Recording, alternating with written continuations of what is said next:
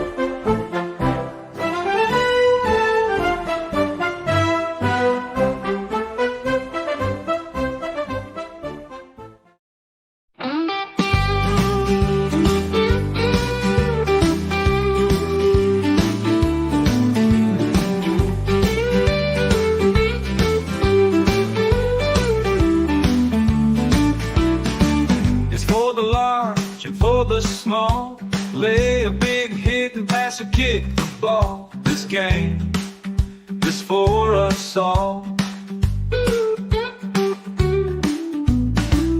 From Seattle down toward the Keys, this game is you, this game is me.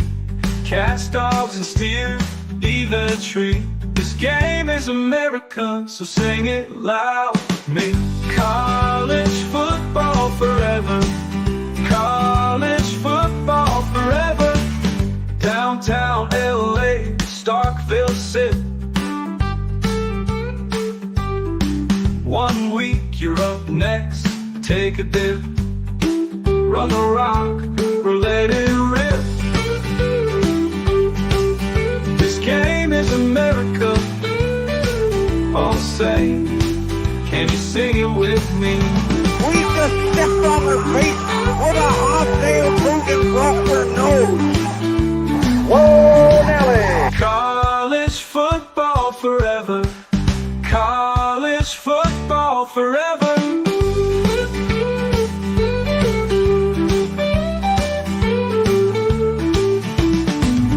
College football forever. College football forever.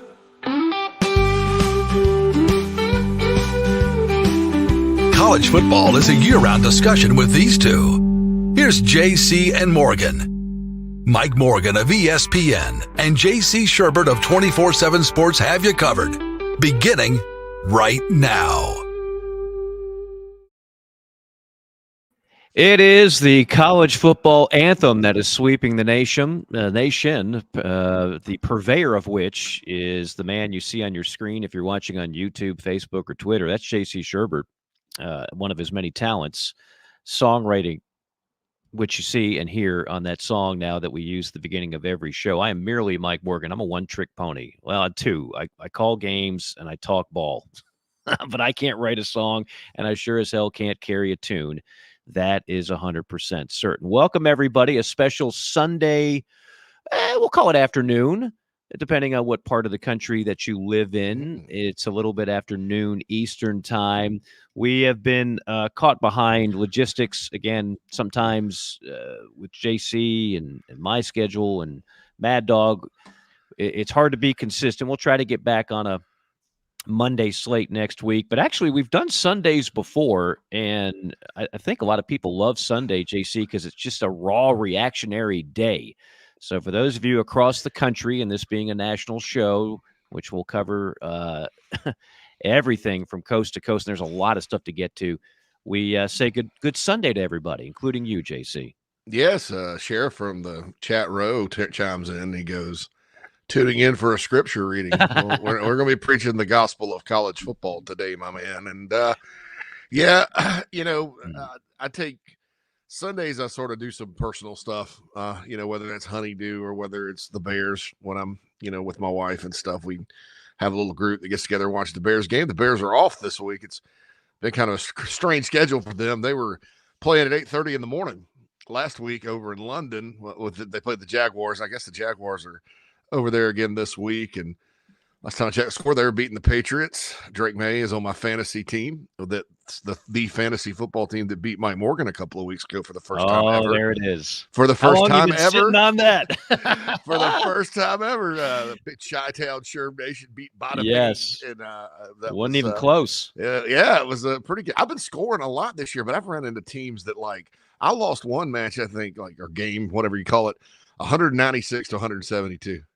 Oh, wow. That's a Big 12 level yes, it is. Fantasy football game right there. But Bears are off today, and certainly Mike's schedule and stuff. Mike's a professional, folks. He has to travel and be at actual events, kind of like I used to have to travel. And so sometimes it's like this, but good to be talking with everybody on a Saturday morning after yet another tremendous. This season has not disappointed. Oh, you've been preaching this, that the regular season is not going to be diminished at all. I think this has been just a crazy regular season altogether. And I can point to one thing. Nick Saban's no longer coaching at Alabama. Woo. So there's not, every team's kind of like, yeah. And then the conference realignment has put several good teams like Texas and Oregon, into other conferences. So you kind of have some chaos. And I think chaos is always good when you're talking about sports. College football's regular season's always been chaotic because it just means so much every week. And here through 8 weeks, Mike has not disappointed. It's been terrific. And I do like the Sunday installment of this. If logistically speaking, we could do it, I wouldn't mind doing these on Sundays because everything is still really fresh in my mind. I got a chance to either live or on delay watch the marquee games and then some of this past Saturday. I like movies. So there was a movie called The Usual Suspects years ago.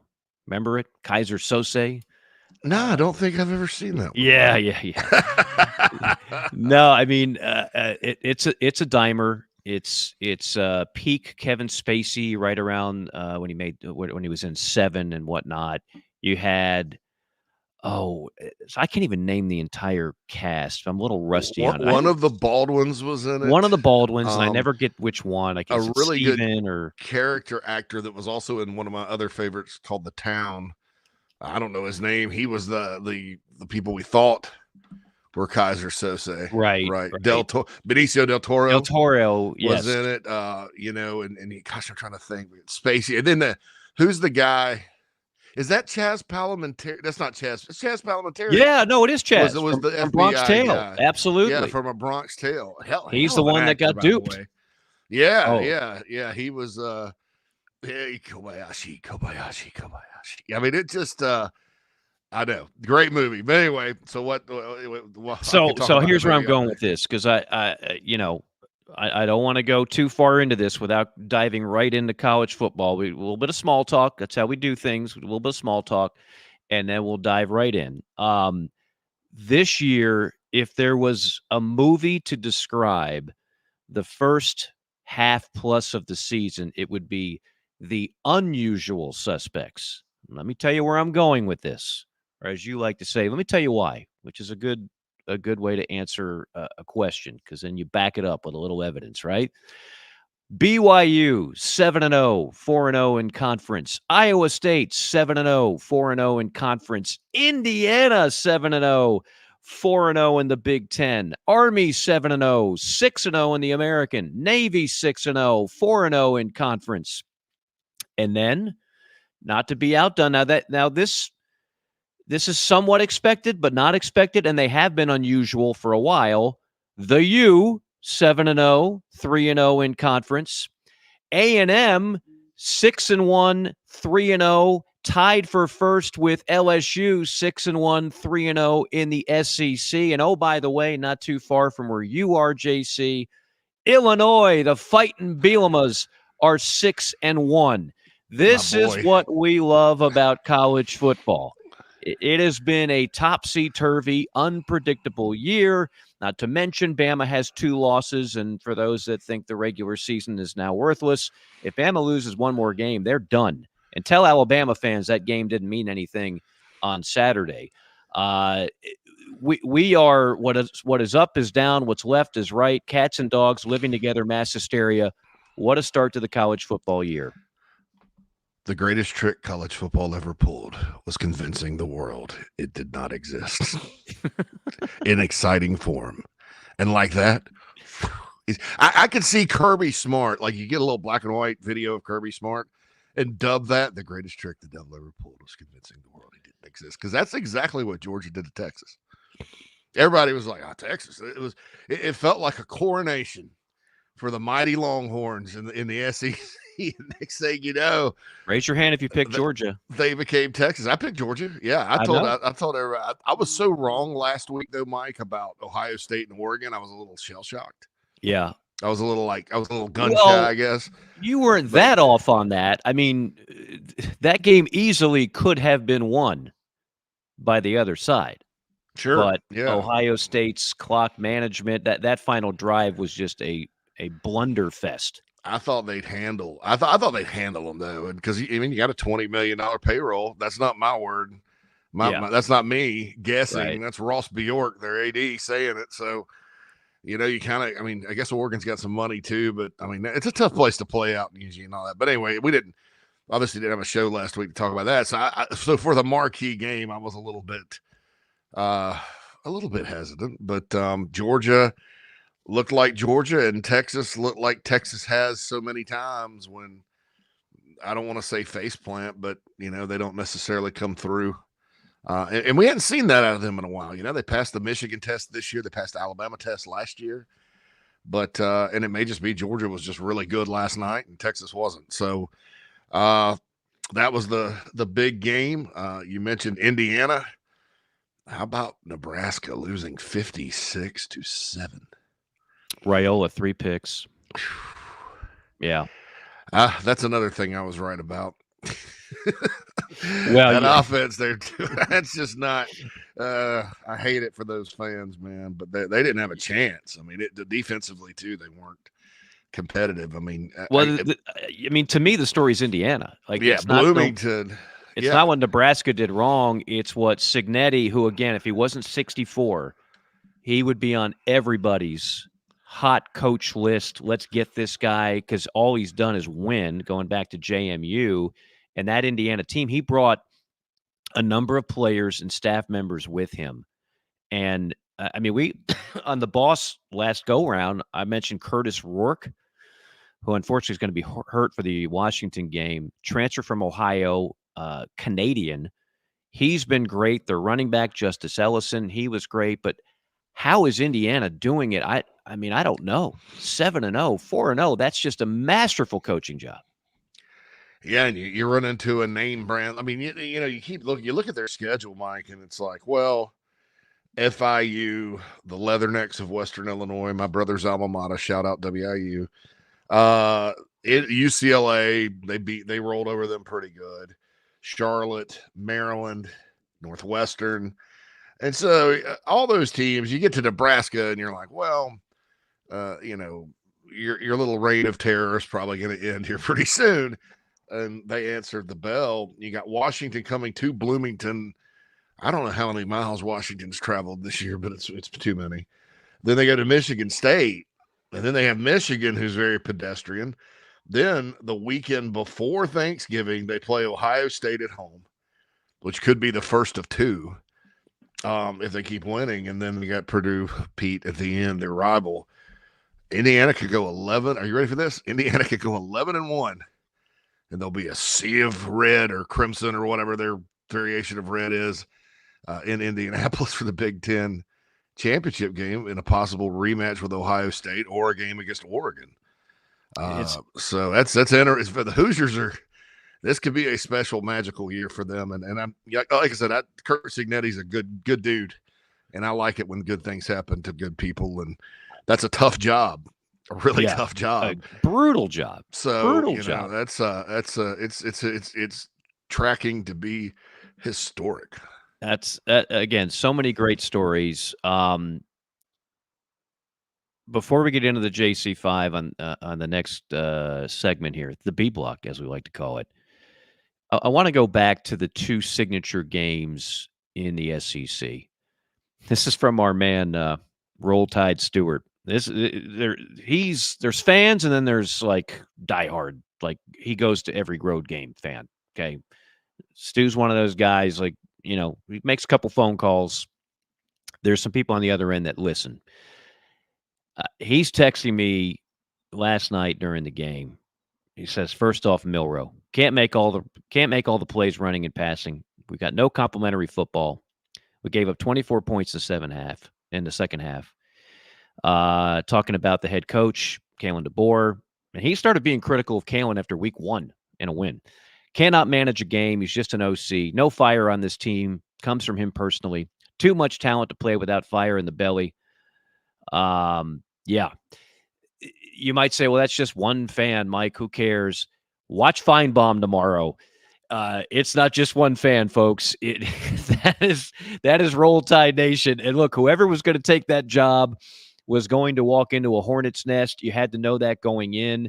But they really should have lost to South Carolina. I mean, they should be on a 3-game losing streak in Tuscaloosa. And this is not the roster that, like, when Nick Saban took over, it was a rebuild of sorts. I'm not going to say they didn't have any talent, but it was clearly a rebuild. You inherited a quarterback, a guy who I actually said on this show, and obviously I'm changing my mind every week, but he was my leader after the Georgia game for the Heisman Trophy. And that'll change 7 more times from now until then. Right now, it's probably Ashton Genty, for being honest. They had a bye week at Boise. But he inherited some dudes on both sides of the ball, and they just don't look good, and they don't look right, and Milroe has regressed. So that's number one.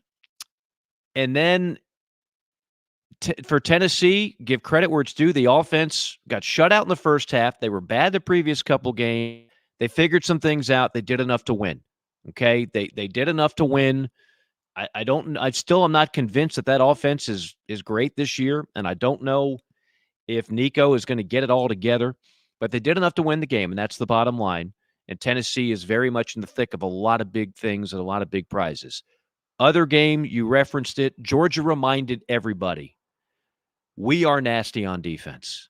Don't believe the published reports because we gave up some points to Mississippi State, because our defense played a little Keystone Cops in the secondary against Alabama. We are still nasty. And we still have guys coming off the edge that nobody can block. And we still have guys on all 3 levels that we can be a nightmare. We can be your worst nightmare.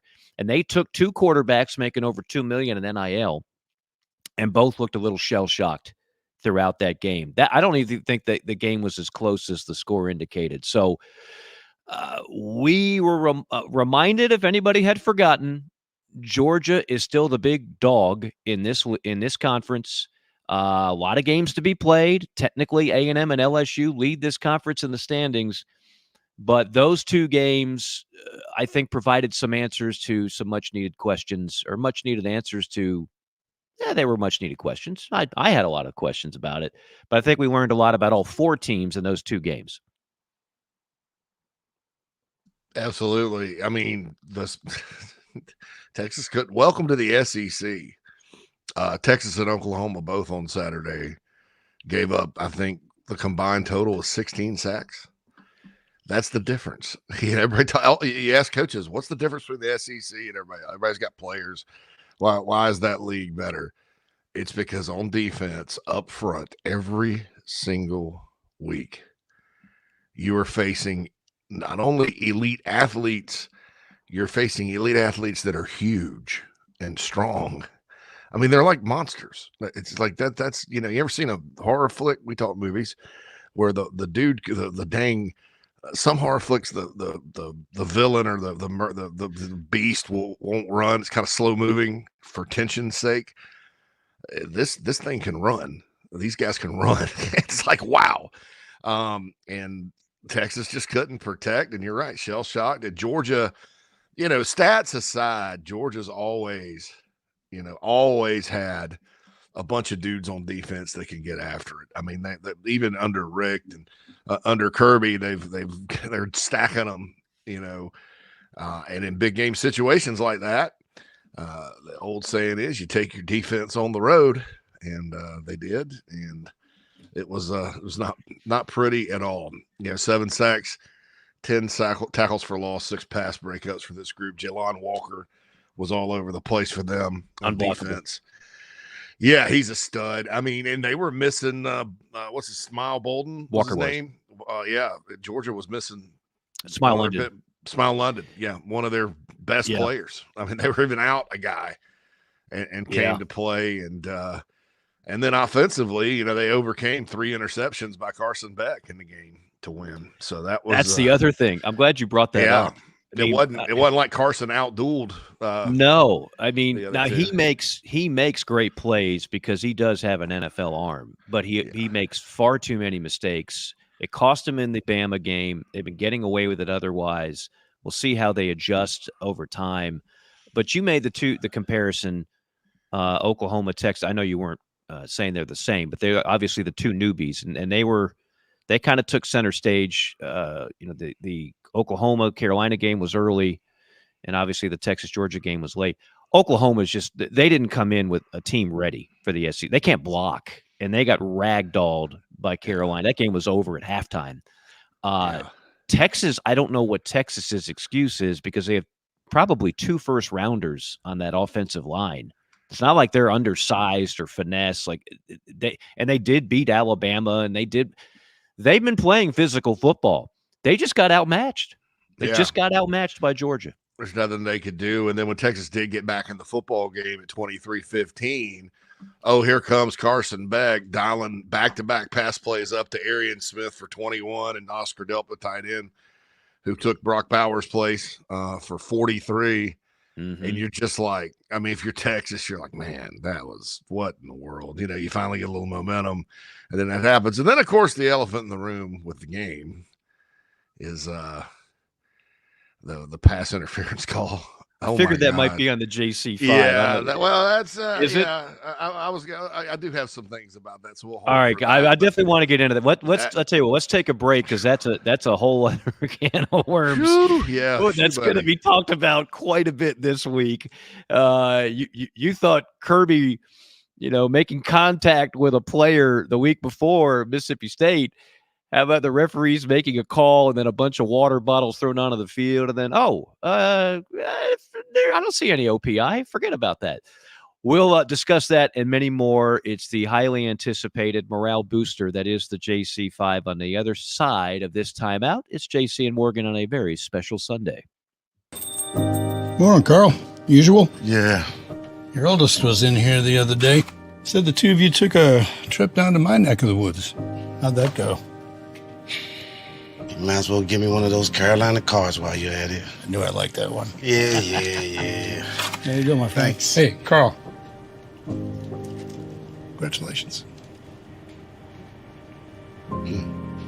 See you tomorrow, ready? You bet.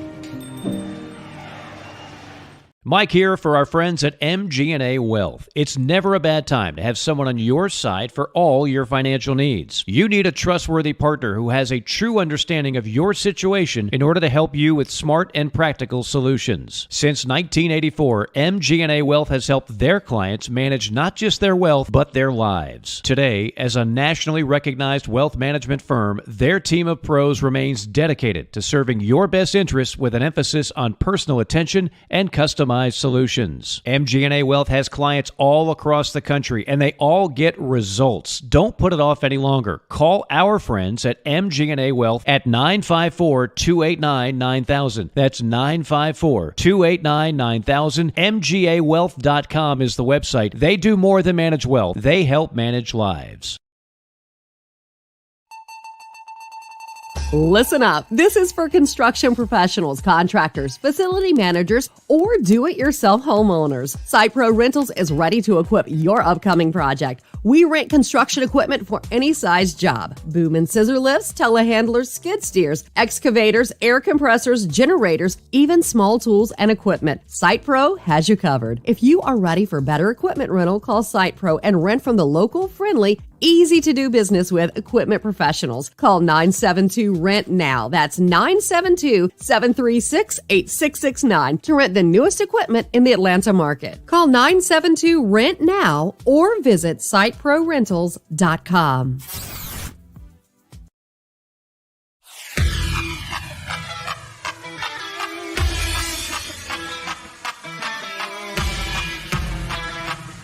We're passionate about making sure that the Nest and Wild mattress is the best it can be. Made well and made right. Right here in Tupelo, Mississippi. So how can we do all that? Work. Hard work.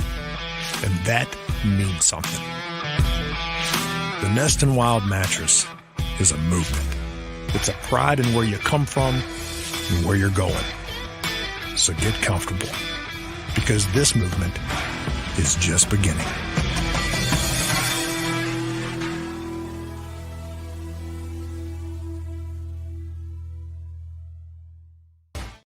Is JC and Morgan, the Sunday installment of Welcome Everybody. JC Shurburtt, Mike Morgan.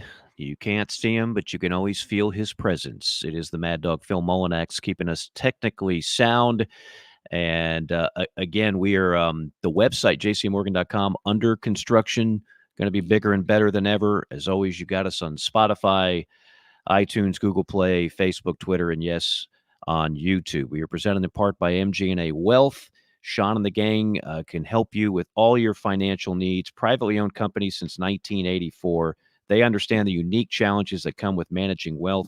You want smart ideas, prompt solutions, performance, and a sense of security. You need a firm that understands and responds. That is MG&A Wealth, mgawealth.com. Again, I know it's a very kind of an intimate relationship to have a guy that's going to handle that type of importance with your family's future. You can trust Sean and MGA Wealth. 954-289-9000, 954-289-9000 be maybe one of the most important phone calls you ever make. By the way, just to tie up the loose end, the Usual Suspects, the budget was $6 million. It made $67 million at the box office, and Stephen Baldwin was indeed the Baldwin brother, not nearly as obnoxious and insufferable as Alex. So just wanted to confirm that for the record. And with that, I think calling a baseball game, I once said calling games, I think at the time it was the Braves, and we were having a rash of injuries, and somebody else went down. I said, the Braves need another injury right now, like we need another Baldwin brother. A lot of people appreciated that. It's not just me. I'm sure they're fine people deep down. Well, maybe not Alec, but the rest of them. Anyway, with that being said, here's the JC5. It's time for the top topics in the sport. We bring the JC5. Number 1. All right, Mike, gonna hit you with some SEC stuff off the top, non-ref. Who would you rather? All right, so you got 3 teams. Would you rather be Tennessee, Missouri, or Alabama right now, as far as the playoff goes? As far as the playoff, Tennessee. Number one, I think they're the best team. And, number 2, obviously they just won the head-to-head with Bama. Then you mentioned Missouri. And I'm not wild on Missouri. I've said that from the start. And I do think there's strong potential for another loss for Missouri, including at South Carolina later in November. I think that defense could annihilate Mizzou's offense. To me, this is no knock on anybody. Eli Drinkwitz, Cook. I mean, there's a lot to like there. LB3. I don't think they're in that same category. If Tennessee can figure some things out on offense, that defense is still very nasty. So I'll go with Tennessee. Yeah, Missouri, of course, plays at Alabama this week. I'm probably feeling good about them too. Tennessee's also got an opportunity at Georgia here in a couple of weeks to where, they're stumped on Missouri schedule, Alabama at South Carolina. It's not, there's some landmines in there, that they could step on for sure. Their record is good. I mean, it's just the loss to A&M, but I'm not sold very much on them either. And then with Alabama, when you've got LSU left, you got Missouri this week. I mean, there's a potential, a very real scenario where this team could lose again. And I think 3 losses is going to be a bridge too far. They won't make it a 3, especially with the loss to Vandy. Yeah, all in this this league. All right, let's go on to number 2. Number 2. So Miami's been living dangerously. They're still undefeated, but you got the Virginia Tech game, a controversial call at the end allowed them to escape. They had a miracle rally against Cal, right? And then yesterday, that was a great, if you like offensive football, Miami-Louisville was a great game. They call it the Howard Schnellenberger Bowl. 52-45, they won up there. I think Louisville's going to be really solid every single year under Jeff Brom, and they've got some players up there they've gotten through the portal and things of that nature. So these close escapes, they work both ways. Sometimes it's like, well, their day's coming where they're going down because they kept leaving dangerously. Sometimes, though, that helps the team learn how to win, and they end up being harder to beat. Mike, how do you interpret this Miami team right now? Is it like just a matter of time before they lose again? Or do you think they'll be better for it? And they're actually, just a team with a really good team with some flaws that knows how to win. I was talking to another one of our listeners the other day, a big Florida State fan. And I was like, man, how in the world did it get this bad? And he said, well, it started when we lost the Cam Ward sweepstakes to Miami. And that's like, there's nothing overall that just jumps off the screen to me when I watch Miami. Now, they're good on the line of scrimmage. We knew that going in. Recepro, I believe is how you pronounce his name, the wideout. Restepro. I'm going to screw that up. Anyway, he's really good. But I don't think Miami is a great team overall. You mentioned they got gift wrapped the game against Virginia Tech. But here's what I do know. I looked at before we signed on today the rest of that schedule. They're not losing another regular season game. It's unlikely. There's no ACC resistance until they go to Charlotte and likely face Clemson and then I don't know, pick 'em game. But Cam Ward is special. There's no doubt about it. Now, I often wonder when I watch all of these blue chip quarterbacks this year in the SEC struggling. You mentioned the interceptions for Beck. I just talked about Milroe. Cook hasn't been as great for Missouri as he was a year ago. Nico at times has looked, quite frankly, like a first-year starter freshman. And I wonder if you put Cam Ward in, who's just making it look easy at Miami, but instead of playing Syracuse and Virginia Tech and Wake, if he played Georgia, Tennessee, Alabama, South Carolina, I just wonder what it would look like for Cam Ward. I promise you this much. The numbers would not look as good, and Miami would not be undefeated. But, as is always the case, none of that means anything.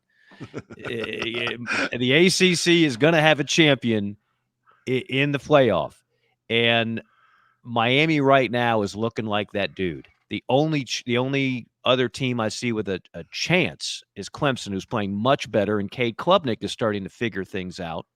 So kudos to him because he was taking a whole lot of heat. But other than that, it's been a 2-dog race in that league for me now for about a month, if not longer. Number 3. All right, so we like to talk about what we were wrong about on this show a lot, but let's say something we were right about. It was the Big 12 would probably be the most interesting, like who's going to go, I think the league only gets one in. Are you buying BYU yet? They had a close one against Oklahoma State. I felt like it would be close. Oklahoma State's not as bad as their record. It's Mike Gundy. It's the running back they have. They're a good football team. Beat them 38-35. Here's what they got left, Mike. It's at UCF, disappointing. At Utah in they call it the Holy War. Mm-hmm. That's a rivalry game in Salt Lake City, but Utah, with Cam Rising being out and injured, they're a different football team. They got Kansas at home. They got at Arizona State, who's not the worst team in the league like some people thought they would be. And then they wrap it up with a game against the Houston Cougars, the Cougs, before the Big 12 championship game. They could legitimately be undefeated. So could Iowa State, because Iowa State doesn't play BYU. That's they don't play everybody every year in the Big 12 either. Iowa State's got Texas Tech at Kansas, Cincinnati at the aforementioned Utah Utes, and then a big one with Kansas State. That's some good scheduling there to put them the last game of the regular season. Mike, who comes out of the Big 10? Because there's also Cincinnati's also Big 12, 3-1. I'm sorry, Big 12. Because Cincinnati's also 3-1. Prime is 3-1. Texas Tech lost, but they're 3-1. K-State's 3-1. You have Arizona and Utah, who are supposed to be contenders at 1-3. What do you make of it? Arizona might have the best draft eligible wide receiver in college football too, but nobody sees him. And for whatever reason, the feet of the quarterback is struggling this year. He's gotten a case of the INTs. This is where I'm glad to say, JC, I don't know. Because I don't think there's much separation between those top teams that you mentioned. I do think it's a one-bid league. We love the battle, and we love the 5 or however many teams are still in it to win it. But when it comes to selection time, I don't think more than one gets in. I really don't. And so that Big 12 championship game might be the most important of them all. I don't know if it's the most entertaining. I don't know if it's the most talented, but that'll have a feel of like champ week in basketball. Like you win and you're in, you lose, and they just shuttle you off to some tier 3 bowl game or tier 2, depending on how you look at it. So BYU and Coach Sakati, excuse me. It's a great story. I thought they would be better last year. See, BYU burned me last year, and I had some PTSD, and I was ignoring them this year. Like, you do me wrong, and I'm going to ignore you. But they're legit, and BYU always has grown men because they're literally like 24 years old everywhere. I love the story of Iowa State and Matt Campbell being back to relevance. I think that is awfully cool. I think those are the best 2 teams. I think. But I don't know. I'm not afraid to admit it. So, Mike, my whole issue, a big issue with with keeping divisions, it was to the demise of the television matchups on Championship Saturday, is that I think that's the one thing that can take away from the regular season in certain very unique scenarios. And I've said this, and Michigan being down kind of takes this off of the national radar this year, because they're not going to be in the top 2 in the Big 10. So you're not going to have Ohio State, Michigan part 1 that doesn't mean anything. And then the next week they go and play at the Dome in Indy for something that means something. But there are 2 scenarios out there. And one, really, when you talk about tradition in this sport, it slaps. Like it's such a traditional thing. It slaps it for the whole country. It slaps it in the face with a wet noodle, and that's the Army and Navy scenario in the American. So here's what could happen. Army and Navy could both finish top 2 in the American. They're both in the top 25 right now. Will they catch Boise State for the highest ranked, the group of 5 spot? Maybe, maybe not. But we could see Army and Navy play in the American Conference Championship game and then turn around 10 days later and play the game again.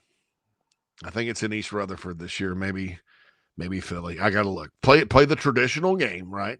So you got championship.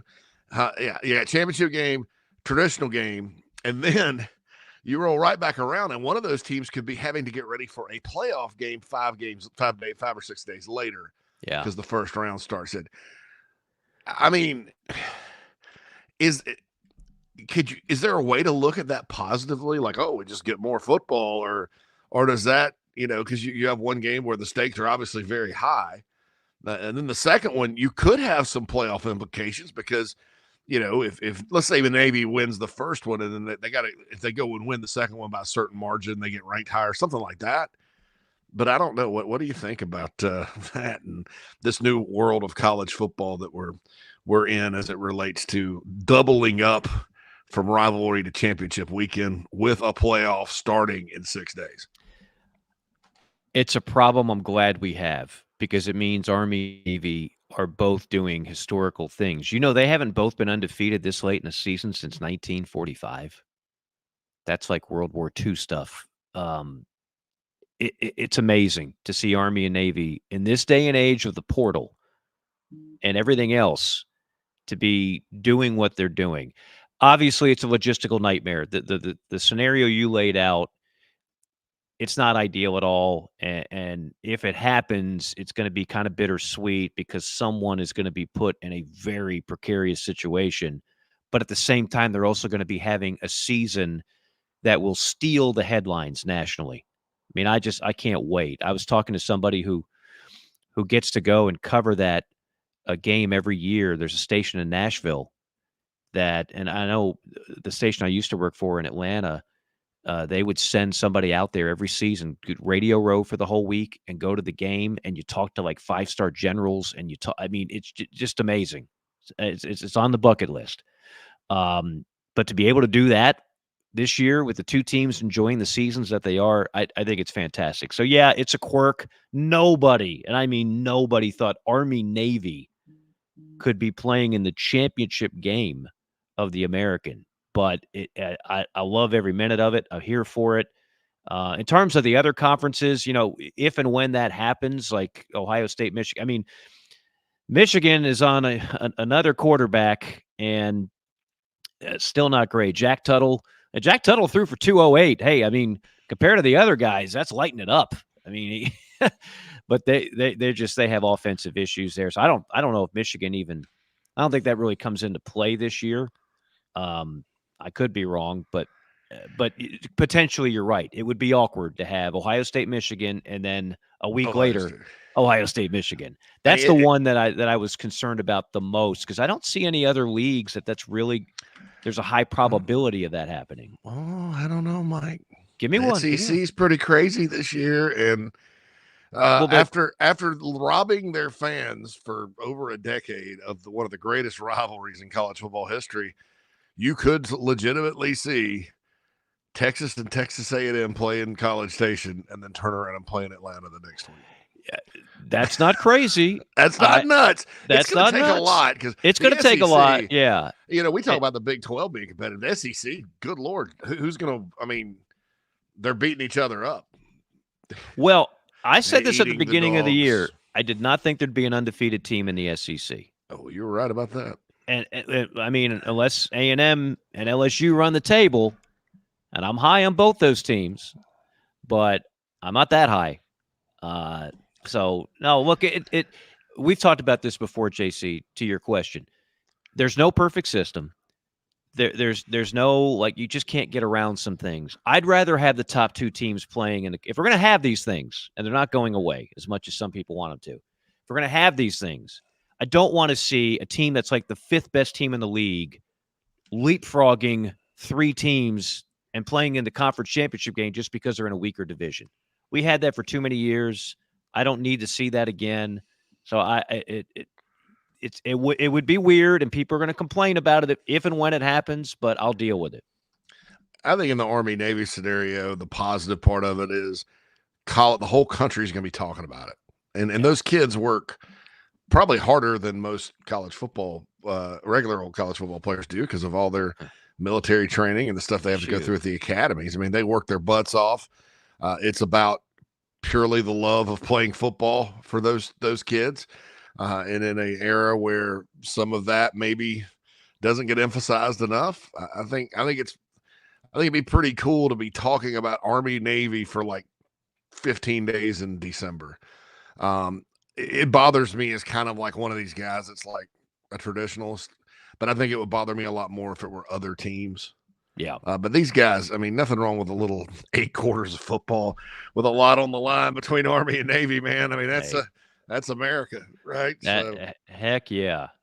Great.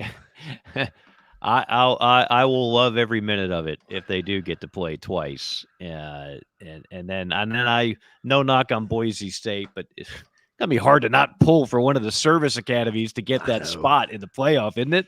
Yeah, there still are humans voting on that thing, not computers. So, that'll be interesting. And by the way, A&M, I think, and LSU either play this coming week or the next week. So one of those teams is going to lose. Yeah, it's next week on ABC, Kyle Field, LSU at Texas A&M. So there's going to be one undefeated in-conference team after next week. One left, yeah. And I don't think either one of those are going to run the table either. Quite a bit. Yeah. All right, we went through all 5, right? Number 5. Oh, we got one more left. We got the refs. Oh, yeah. Your take on the situation last night. To me, it was a little embarrassing. I think the optics make it look a lot worse than maybe it is, but I was under the impression you couldn't once you call. I mean, I know their explanation is they didn't replay it, that they talked about it, but had Texas. So what does this do, Mike? Had Texas fans not thrown stuff on the field and they had this delay, they would have just kept on going. So in Kirby Smart after the game said they tried to rob us with a call, and that's right in the sense that I don't know that the refs got together and in an Austin lounge, you know, the type with the Christmas lights around the bar with the mirror where you can see yourself get progressively hammered. I stole that from Rodney Carrington, by the way. You know, they're sitting around going, all right, so tomorrow we're gonna reverse a call on Georgia and get Kirby Smart. You know, nobody's saying that, but what this does is it's unintended consequences, because you don't think speaking of people drinking, you don't think people in the stands when there's a call they don't agree with that looks bad, they're gonna toss water bottles on the field and say, "Why don't you think about it a little bit more?" That's the part. See, if that didn't happen and you just took this in a vacuum and let's say a timeout was called, that would be bad enough that they talked about it and overturned it, like you said, not because of replay, because it's not reviewable. They just had a chance to kind of have a meeting of the minds. It's not unlike when an umpire misses a call in a baseball game, but then the umpires huddle up. This was before we had replay. It would happen all the time. No, I think you got that one wrong, Jimmy. You sure about that? I didn't have the best angle. Yeah, Jimmy, you missed that one. Okay, well, go ahead and overturn me. I won't take it personally. You sure, Jimmy? I mean, I still love you like a brother. You know. Yeah, no, it's good. It's cool. Overturned! In football, this just doesn't happen. And then for it to follow the delay that helped the conversation originate because fans are throwing debris on the field, woo! I actually changed the channel and I turned it back on and I see Texas with the ball and I was like, on offense, threatening. I'm like, what just happened? And I was like, there's no way they overturned it. Well, they did. So, look, you don't need 20 minutes to discuss this. There's no way that can happen again in the way it happened. I don't have it. Now, I thought it was an atrocious call. To me, that was not PI, and I think they actually changed it to the right call, but that's not the point. Well, you can't have precedent here where all of a sudden we're overturning subjective calls based on fans throwing debris, causing a delay to allow a conversation. Like, that's just bad upon bad upon bad. Yeah, and our boy Sam Kim, he's had some great takes in the chat box, by the way. A&M could be an LSU could be an elimination game for the playoffs. Agreed. He's had some great takes. We thank you, Sam, for showing up here on a Sunday with us. Good work, Sam. But he says this, and it's awesome. It's 2024. Rules change day by day. Brave new world. Ask Dan Lanning or bottle-throwing Texas student body. I mean, yeah. NCAA just changed a rule in the middle of the year. Yeah, about that. I mean, intentionally putting 12 men on the field so you can run time off the clock. Yeah. You got, I mean, pro teams, college teams, they have this position they call quality control. Businesses have it, right? And I don't know in football if one of those guys, I think they're just extra coaches. They just call them quality control, right? Where's the quality control with the rules? Like who was sweating that and going through the different scenarios and could come up with, oh my God, by this rule, technically, a team could do this. Let's close. There should never be a loophole, in the rules. There may be rules people don't like that they discuss in the offseason. They need to change. Oh, we don't need to let illegal man down the field go 3 to 5 yards. That's fine. That's normal discussion. But where's the quality control check on the dang rule book? I mean, this is like Boeing level screwed upness, I think, because just like with Boeing, they're sweating screws and I mean, I'm like, you people are engineers. I mean, I'm flying in a metal tube 50,000 feet in the air based on these people. and there needs to be that kind of, and I think in general in society these days, there are certain people that don't sweat the small stuff that can be catastrophic. And I'm not saying that the football outcome of a football game is as catastrophic as a plane crash. Don't get me wrong. But that's the examples. Where's the thought? Why are we doing this? And then just the theater that took place in Austin last night. Kirby Smart, Josh Brooks, the Georgia AD, they have every right to be upset about that. I'm telling you, if Georgia lost that game, this story continues for over 2 months. It doesn't go away. But when you win the game anyway, doesn't mean that Kirby's not still upset, but at the end of the day, Georgia went in there, took care of their business, and it's not going to have a direct effect on who's playing for the national championship, et cetera, et cetera. The 12 men on the field, that's a flaw in the rules. I think that's more easily digestible. Now, the fact that they changed it within a week, since when does the NCAA do anything within a week? If it was a clearinghouse issue, they would have taken 53 weeks. 6 months. When people's lives are impacted, yeah, right. It doesn't matter. But, oh, my God, they look foolish. They're going to fix it. They look foolish. Like, okay, we got to do this lickety split, and they did. So that's unusual. This is a different deal, though. Like, this is not a flaw in the rules. This is a flaw in how the officials handled it. And, like Will – on chat row, one day the SEC will hold their officials and Greg Sankey for allowing it to happen accountable. I promise you that crew, and I didn't even look at who they were, but I know it's got to be the number one crew. It's the number one game. So this is not like the kind of crew you get on the CW game. I wonder if it's the same crew that called South Carolina and LSU. No, I doubt it, because that game was not the marquee. I didn't recognize those dudes. Like, they're not. I recognize some of them from year to year. I don't know their names since. If you give me the referee's name, I could probably. There's a couple of guys I knew but. Yeah, no, I think it's a different crew, but more importantly, they're. I promise you, they are. If they're not on a phone call right now, it'll be tomorrow. If they're not on a conference call tomorrow. And Greg Sankey's going to get involved, I would imagine, because especially when you throw in the debris on the field. Like, you can't have debris on the field becoming a thing fans do routinely just to voice that they're upset. Yeah, that ain't kosher. And if they even think that they could overturn a bad call that way, that's what I'm saying. It's like, once the bottle hit the field, there's no more discussion about the penalty. Right. It's all about safety and maybe penalizing the home team 15 yards, to be honest. Yeah. Yeah. I mean, there's no discussion about that. Harrison says it's not the same crew. That crew had Mississippi State A&M yesterday. By the way, hats off. I know it's a tough year in Starkville. Hats off to that team and quarterback Michael Van Buren. They keep fighting. They do. I mean, they're down. They don't have personnel on defense at all, but they're starting to figure it out offensively. And they're competitive in the game. That's really all you can ask for. They're competitive. They competed at Georgia, competed at Texas. So just wanted to say, we don't ever talk. I mean, teams that are kind of done for, we don't always get time to talk about, but did want to mention that real quick. But 100%. And the story for Vanderbilt is still a great story, even though, They're going to hang in the balance, Mike. They're going to hang every week, and they're going to go to a bowl game, and that's a great story in itself. And we're happy for Clark Lee, who, by the way, is the doppelganger for our producer, Phil Mullinex. All right, we've got to get our final break in. We'll come back. We'll do a little boss. We'll wrap things up. Special Sunday installment of JC and Morgan.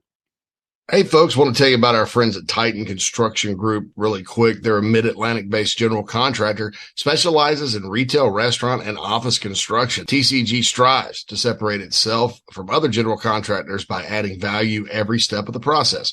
From project budgeting to estimation, value engineering to construction, they focus on those relationships and not the transaction. Titan builds partnerships one project at a time. Among their clients are Starbucks, Crumble Cookie, Blake Pizza, Home Goods, 15 plus years experience, based in Midlothian, Virginia, and contracted in Virginia, West Virginia, North Carolina, and South Carolina. So get on their website, TitanCGinc.com. That's TitanCGinc.com. Get in touch with Brad if you're in need of a general contractor that focuses on going above and beyond for their clients. That's Titan Construction Group, a proud sponsor of the JC and Morgan podcast. Listen up. This is for construction professionals, contractors, facility managers, or do-it-yourself homeowners. SitePro Rentals is ready to equip your upcoming project. We rent construction equipment for any size job. Boom and scissor lifts, telehandlers, skid steers, excavators, air compressors, generators, even small tools and equipment. SitePro has you covered. If you are ready for better equipment rental, call SitePro and rent from the local, friendly, easy to do business with equipment professionals. Call 972-RENT-NOW. That's 972-736-8669 to rent the newest equipment in the Atlanta market. Call 972-RENT-NOW or visit siteprorentals.com.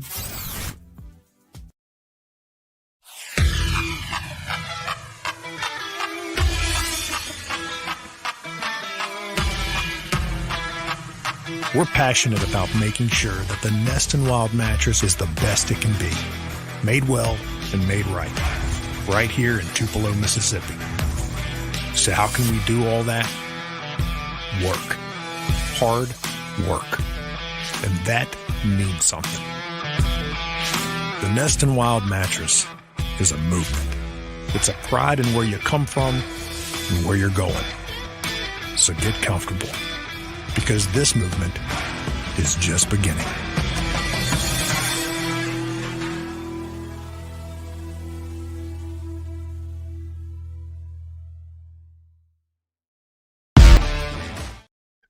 All right. It is the final set. What are you laughing at over there? I just got a couple of things. I got a couple things? I got three quick hitting things.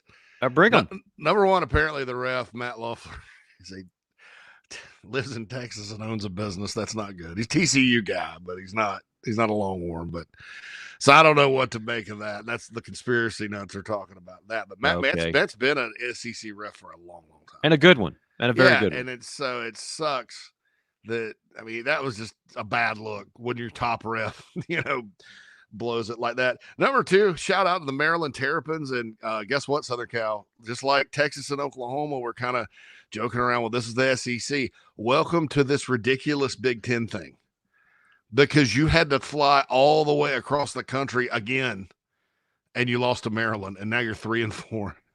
I mean, would they fire Lincoln Riley? I mean, it's bad, Mike. They've lost at Minnesota and Maryland. 5-9. Let me do the quick math here.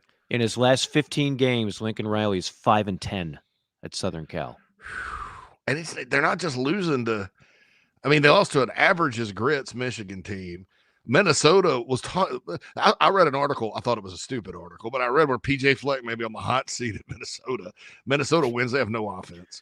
And then Maryland got waxed at home by Northwestern by 27 before 14 fans on Friday night in D.C. the week before. And didn't just win. They came from behind with minutes left by 2 touchdowns to shock the mighty Trojans. And then they didn't have enough fans to tear down the goalpost. But anyway, I'm just kidding about that, Maryland, all 7 of you. But, man, I mean, goodness gracious, that's just kind of bad. But and then I want to give I gave UCLA a hard time because I thought they were double doomed. and I've talked up Rutgers here. Good job by Sean Foster, Ethan Garbers. I watched them a little bit against LSU earlier this year. That team fights. I mean, they try to be competitive. They had a big win yesterday, beating the Scarlet Knights, who've fallen off the face of the earth all of a sudden, 35-32 over in metropolitan New York City. So wanted to fit all that in before the Boss. Yeah, there's a number of kind of under the radar teams that are still having good years, and we are not going to fall victim to if they're not in the playoff discussion, then they're not relevant at all. That's not what we do around here. We don't have, because it's Sunday, we don't have Group 5 John's list today, but I mean, we've been talking about Ashton Genty since the offseason, before anybody knew who he was outside of Boise, Idaho. We've been talking about the top teams in Group 5 and some of the storylines there and some of the coaches and whatnot.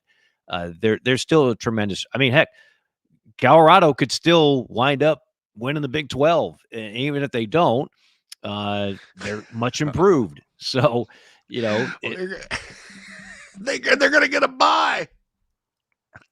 If they win the Big 12. If they win the Big, maybe. If Boise, would they dare rank Boise ahead of the Boise's tracking to be we haven't seen the playoff poll yet, obviously, but it's not out yet. It's out on election night, I believe. The first one. For the 60% of the country that I'll be watching the election. I don't. That just worked out that way. Yeah. I love election night, dude. I'll get my popcorn and we'll order pizza and watch the whole thing. But I mean, that's fun for me. But you better stay up late. Those votes tend to come in about 3 a.m. these days. Yeah, and the college football playoff thing, though, it's over. It's like just give us the list, man, because it doesn't matter. Because it doesn't matter. It's unlike just a the TV AP show. poll, they don't give a flip about moving a team 8 spots. Yeah, ahead of another team that won. They don't care. And so it's fun for that reason. I thought the first year was really cool because you had Mississippi State, and Auburn all projected in the top 4 1 week. None of them made the playoffs. I think Mississippi State lost 3 games and Ole Miss 3 and Auburn 4. But so here we go. Here we go. All right, let's break out the Godfather himself. Oh yes. Top performers in college football yesterday, and we could go back to Friday as well. First of all, I'll reiterate the unusual suspects. All these teams are undefeated. BYU, Iowa State, Indiana, Army, Navy. Miami is 7-0. Illinois is 6-1, and A&M and LSU are undefeated in the SEC. For right now, they are the boss. They are the top stories team-wise. We already know about Georgia, obviously. We already know about Oregon, Ohio State. Those are the usual suspects. These are the unusual suspects coming at you. Some unusual suspects in the boss as well individually. How about Andrew Armstrong, wide receiver for Arkansas? Arkansas is just overmatched against LSU. I thought they'd have a lot of problems with the Bayou Bengals, but Arkansas keeps fighting for their man, Sam Pittman, and Mr. Neck Brace himself, Bobby Petrino. Armstrong, 7 catches, 94 yards, and a score. He was one of the highlights for Pig Suey. Auburn linebacker Eugene Asante. Again, it's easy to overlook these guys because Auburn can't win a conference game, and they blew another one. Blew it. They have managed to hand over victories to defeat in a couple games this season. He had 7 tackles, 6 of them solos, 2 sacks. The senior did his part to keep Brady Cook and Drew Pine uncomfortable during that game. Jaden Baugh became a name on Saturday in a kind of, I don't want to say under the radar game, but it was going on the same time as Georgia, Texas, and a lot of the other good night games. But Florida did beat Kentucky. I don't know what this offseason is going to be very interesting in Lexington. But Baugh, a freshman running back out of Atlanta, ran for 105 touchdowns. I didn't think the Florida offense was capable of 5 rushing touchdowns against the Kentucky defense, but that's what they did, JC. Look, you want to talk about coaching changes? Now, look, I looked at Florida's schedule coming up. It's going to be tough to find 6. They're at 4, though. And they got up off the mat, beat Kentucky. They didn't lose to UCF like the whole world thought they were. They're a better team than they showed early in the year, and that's progress, I think, because it still though they're not very good defensively. Kentucky's just not very good offensively, to be frank with you. But they put up 48, and Ball seems like promise, and Lagway, Well, you know, Lagway looks like the real deal. When you got young freshmen like that, and you can kind of sell the future a little bit, you know, I think that helps make your case. It's just Texas, Georgia, LSU, Ole Miss, then Florida State, who they should boat race, but LSU, Texas, Florida, Ole Miss. They really needed LSU to not be quite as good, you know, and it looks like LSU's just getting better and better on defense every week. That's dangerous for the rest of college football.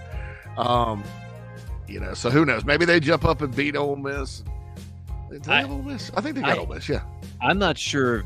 I don't want to say it doesn't matter, but you mentioned to get to 6 wins in a bowl game. I don't know if that's enough to keep Billy Napier. Well, I mean, I just, like, I'm not sure if that would be enough for that fan base if they squeak out at 6 and 6. So say they lose. What if they lose the next 3 and it's just maybe they fire Billy before the end of the year, and Lane Kiffin brings Ole Miss to the swamp? What do those fans do during the game? It's going to be very interesting. I mean, are they? You know, we just had fans overturn a call apparently, but you know, there's the guy that they covet for their job. Yeah, coming in the week before Thanksgiving for a game in their stadium. Yeah. Do you politely clap for him? I mean, when Spurrier used to go to South Carolina, they'd clap for him and stuff after the game and all. Mm-hmm. I mean, but what do you? It's like the dating game or something. He's like, I'm gonna put on my best dress and go pull for Lane Kiffin. God, that is going to be soap opera-ish when that game happens in a few weeks. No doubt about that. Trevor Etienne, he was the boss, former Florida running back. Galloped for 87 yards, 3 touchdowns, caught 3 passes for 23 yards. He looked like the guy that, the prized running back in the portal. He was that dude on Saturday against Texas. He chopped him up pretty good. Berrien Brown, Kentucky, maybe the best kick returner in the sport. Yes, they lost, but he scored another touchdown as a receiver and another touchdown as a kick returner. He and Dane Key, they finally have weapons there at Kentucky. I'm not sure about their quarterback, and all of a sudden the defense did not prove to be very dominating. Long year in bluegrass country. Caden Durham, running back, LSU, good again. Garrett Nussmeier has been the story, but Garrett Nussmeier didn't throw for a touchdown in this game. The story was Durham, 21 carries, 101 yards, and 3 touchdowns in a big road win over Arkansas. You mentioned Mississippi State. Let's mention Michael Van Buren, not the 8th president of the United States, although I'm sure he's a big fan. Van Buren goes for 242 yards and 3 touchdowns against a tough A&M defense. He put 24 points on the board. Impressive.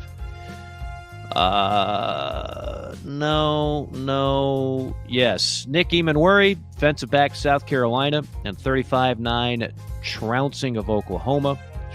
Led the team with 11 tackles, 8 solo, 2 picks, and a pick 6 early in the first half, which really set the tone. He's 6'4", 220 too. Yeah. He's making some money this year. There's not a better defense in this conference than South Carolina. I truly believe that. All 3 levels just studs. Emanwari too was the guy that got robbed of the pick 6 late against LSU, the 100-yarder. That's right. He's they say they've catapulted him. The catapult system measures player speed, GPS, so it's a futuristic kind of thing. And they catapulted him faster than anybody on the team. 22 miles an hour at that size, playing safety. And he'll hit. A lot of tall guys don't like to get down and tackle you. He's a great tackler too. So, and he's got another year, but he's draft eligible. So I think he's making his stock is up. No doubt about it. As is the stock for a lot of players on that unit. And that concludes this week's The Boss. Top performers of the week. That's breaking news while we're recording this. Okay. One of what I think is a good group of 5 job. And since East Carolina, John, East Carolina opens. Yeah. Three names that one of my contacts here, Garrett Riley. Remember Lincoln Riley was there? Hell, Lincoln Riley. Just he may be available to take the East Carolina job. Jay Bateman, who is the D coordinator at A&M under Elko, sort of has revived his rep a little bit because he was at North Carolina and ended up getting fired because they couldn't play defense. But he's helping Elko out down there at A&M. And then David Blackwell, Missouri defensive tackles coach, who's an East Carolina alum and was an assistant at Clemson, who when he was there was a really good recruiter, knows the state inside and out, and of course is an alum. So be interesting to see that ECU's got a great fan base. They have a 50,000 seat stadium that they fill up. I mean, that they legitimately fill. Yeah, I've done a game there. It's been a dozen years, but they got fans. Fickle, right?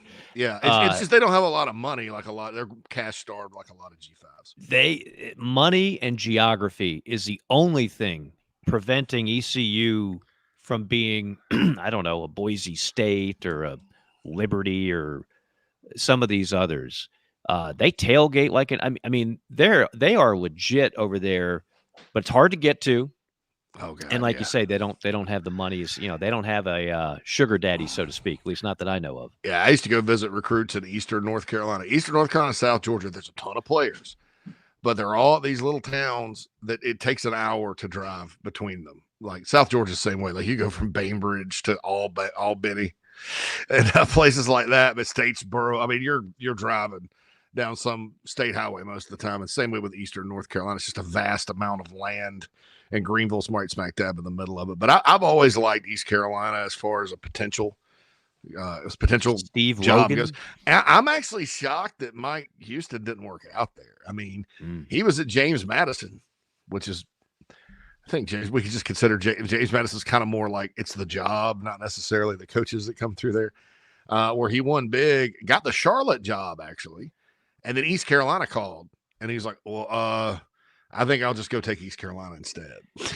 and I thought it would work out for him. Think about this, JC. Let's put this. Let's do a deep dive for a moment on the state of North Carolina and its programs in college football. NC State, major disappointment. North Carolina, major disappointment with a likely coaching change. East Carolina just fires its coach. Wake Forest, those days of the mesh point and everybody fooling and sneaking out and Clawson, they're way down. Duke, nice win against Florida State, but they're still the days of Mike Elko and Lincoln. No. I don't know. App State, there's nothing. App State's actually down this year. They're down too. They're not winning. Duke is the best football team in that state right now. It's just crazy. But I mean, you follow recruiting. I mean, there's talent that comes out of North Carolina every year, but they must be going other places. Oh, well, it's a state. There's 9-10 million people that live in North Carolina now. I mean, and they got the land to hold 10 million more if they needed to. It's a vast, I just mentioned the vastness of the state geographically. If you took the Carolinas combined, Mike, and you did NFL draft data, like, all right, so, and because that's kind of the best way to determine talent pockets. And the top three states with the produced draft picks are Texas, Oklahoma, Texas, Florida, Georgia, California, Georgia. California is usually number one because there's so many people there. If you took both Carolinas and combined it, it would rank ahead of Florida and just behind Texas and California as far as number of NFL players. Because you're talking about a population center of like almost 20 million. State of Florida, by comparison, has 22 million people in it. So it's good football in that state. They don't all – it's crazy because Matt Brown kind of corralled a lot of them. They stayed at home. North Carolina kids now – are staying at home and going to North Carolina or NC State, or they won't like nothing but Ohio State, Georgia, Alabama, those types of schools, right? Oregon, Notre Dame gets players out of there, but it's there's enough to go around, and so there's really no reason why this has happened. I think every school has different issues right now, all the programs, but it has just been a terrible year in that state. It's just amazing to see them all down at the same time. Considerably, not like a little bit, but I mean considerably. That's going to do it for us. A super job by you folks on Chat Row, the most knowledgeable and entertaining audience here on the College Football Podcast platform. Thanks again to our proud sponsors, including Nest and Wild, nestandwild.com, the most comfortable mattress on the market. Call Brandon Jameson today. He's over there in Tupelo, Mississippi, but guess what? No matter where you're listening nationwide, that thing will be delivered to your door, easy to just open up and ready to lay down and enjoy 5 layers of just pure mattress heaven. That's Nest and Wild, nestandwild.com. Tell them you heard about it on JC and Morgan. For our producer, the Mad Dog, Phil Molinax, for JC, this is Mike saying thank you for joining us on a special Sunday installment of JC and Morgan. We'll see you next week, everybody.